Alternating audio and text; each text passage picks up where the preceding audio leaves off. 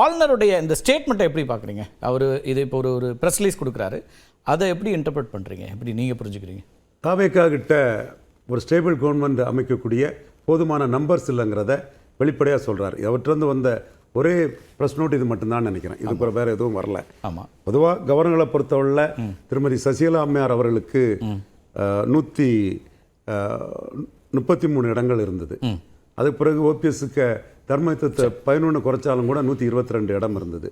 ஆனால் அன்னைக்கு டெலிபரேட் ஆட்டே சென்னமேனி வித்யாசாகர் ராவ் வந்து சசிகலா அம்மையாருக்கு கிளியர் கட் மெஜாரிட்டி இருந்தும் சட்டமன்ற கட்சி தலைவராக அவர் தேர்ந்தெடுக்கப்பட்டு ஸ்டேபிள் கவர்மெண்ட் அவங்களால கொடுக்க முடியாதுங்கிற ஒரு பாயிண்டில் வந்து பதவி பிரமாணம் செய்து வைக்கல.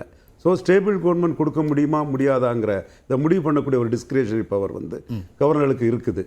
இதை ஸ்டேபிள் கவர்மெண்ட் பாஸ்கர் ராவால் கொடுக்க முடியும்னு தாக்கூர் ராம்லால் வந்து என்டிஆருக்கு எதிராக ஃபோர்ஜிடு சிக்னேச்சரை வச்சே கொடுத்ததே நம்ம பார்க்குறோம். இப்போ இவர் வந்து ஒரு ஸ்டெப் பை ஸ்டெப்பாக தான் போகிறாரு. பட் இந்த அறிக்கைங்கிறது உங்களுக்கு இல்லைங்கிறத சொல்லிட முடியுமா? இன்னும் வாய்ப்புகள் இருக்குல்ல? எஸ், நான் மறுக்க வரல. அவருடைய எண்ண ஓட்டங்கள் நான் 2 பேரும் அதை தான் சொன்னேன். சென்னமேனி வித்யாசாகர் ராவையும் தாக்கூர் ராம்லாலையும் சொன்னேன். அவங்கள மாதிரி இவர் எந்த தவறு இதுவரை பண்ணலை.